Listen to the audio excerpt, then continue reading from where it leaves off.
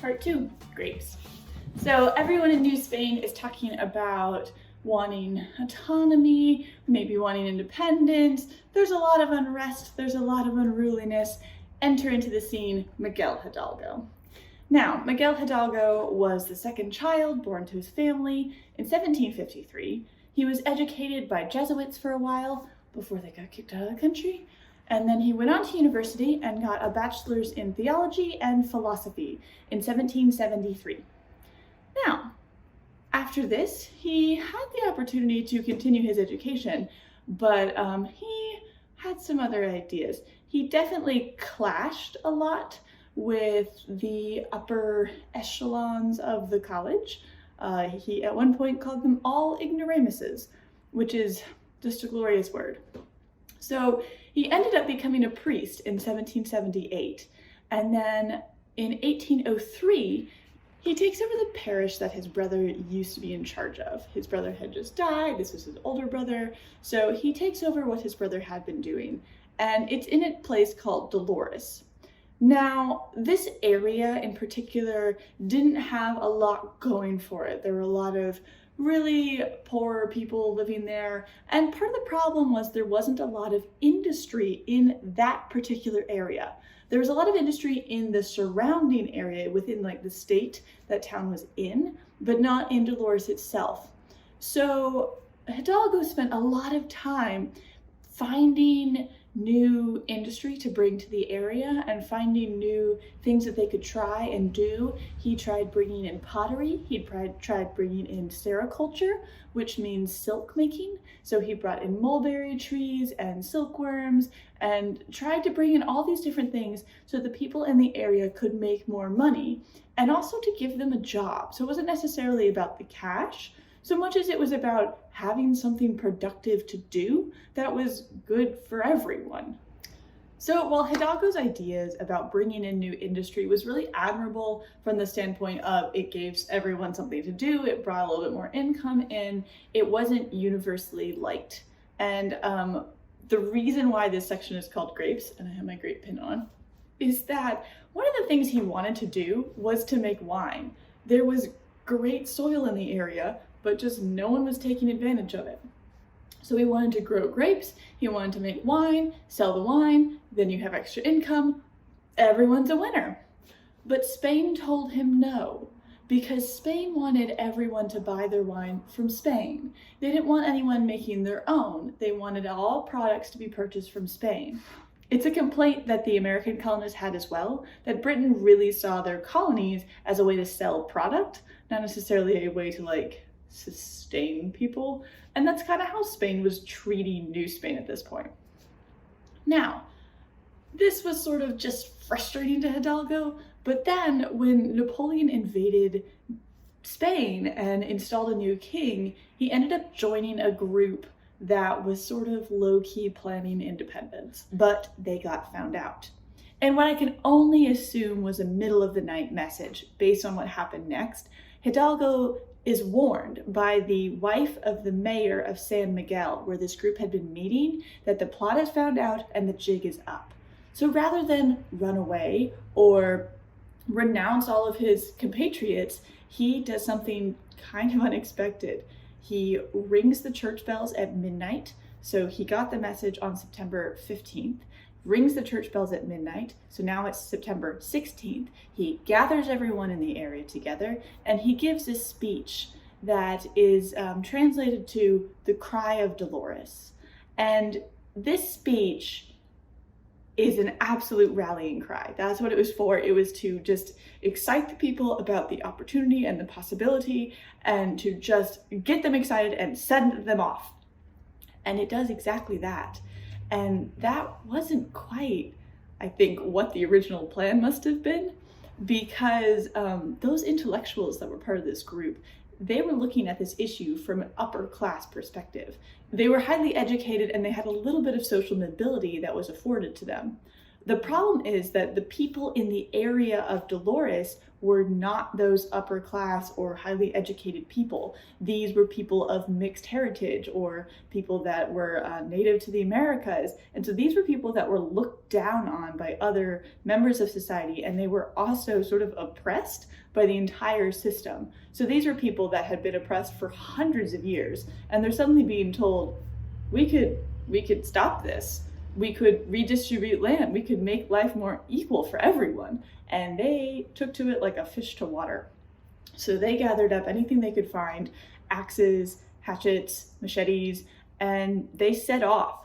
So they started out with about 500 to 800 people, and that number just kept swelling as more and more people joined this group, because more and more people thought, yes, this is what I want, this is what we need. And so this revolution really, Hidalgo might have been the spark for it, but it really took off because it's what the people wanted. So they started out, they headed to San Miguel. There were so many people by the time they got there that the mayor of San Miguel just handed them the keys. And that's kind of how they won a lot of this initial war for independence, was just by sheer numbers overwhelming people.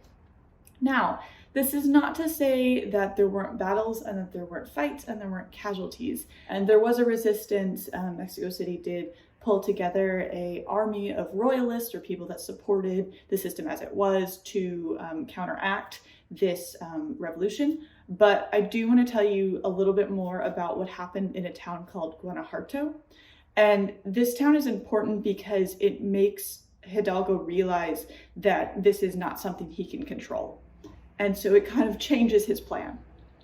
So in Guanajuato, they get there, they kind of overtake the town, and all of the elites of the town take shelter in the public granary, which is a newly constructed building. It's incredibly sturdy. Actually, Hidalgo had a hand in helping get it built, apparently.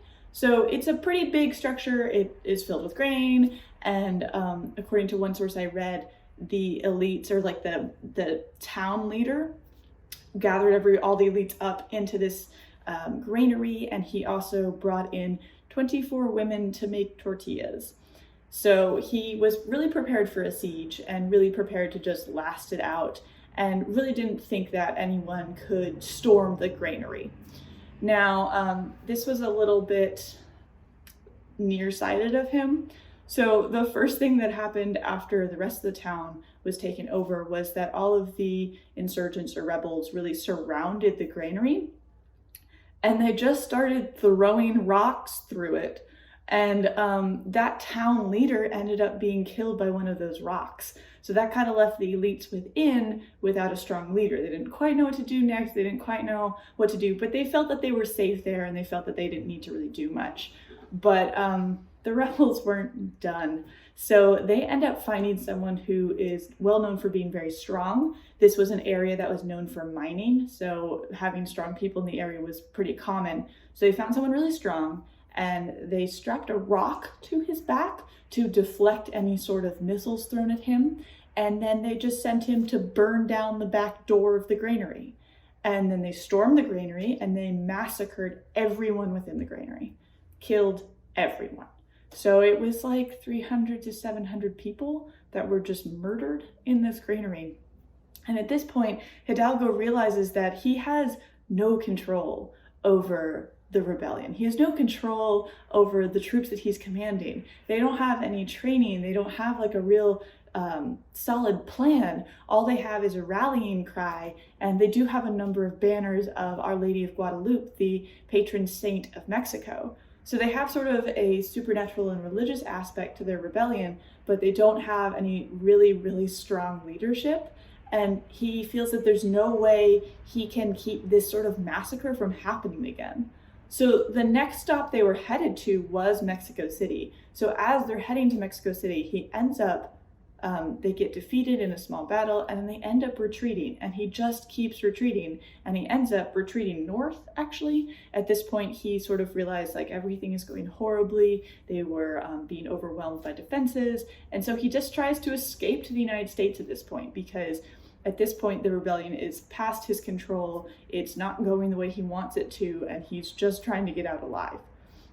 Unfortunately, that doesn't really work for him. He was captured and tried, and he was ultimately executed.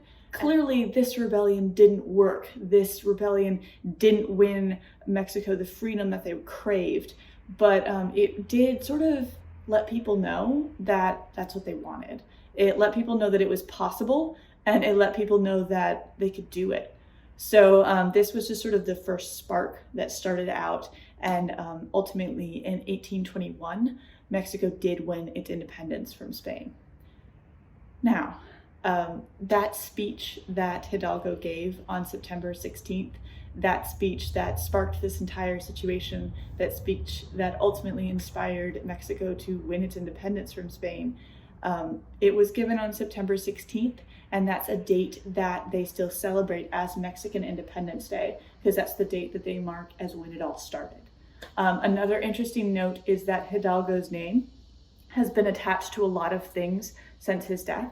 So the town that he was the priest of, Dolores, is now known as Dolores Hidalgo. And so his name is found all throughout Mexico on street names, on town names, and stuff like that. So they definitely remember him and remember a lot of what he did. Welcome to part 3. What was Texas doing?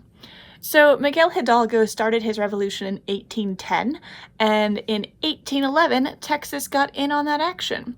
So we have a huge cast of characters today. It's 4 people, but I have little cards to remember their names. So the governor of Texas was Manuel Maria de Salcedo. Now we have a little governor hat for him. He's in charge of Texas, and these are all the towns that were populated at the time. And he finds out that there are some revolutionaries in his ranks. So he is a staunch royalist. He believes in the government that they have. He doesn't see the need for change. However, 2 lieutenants in his military did see the need for change. So he put both of them into jail. Little jail lady over there.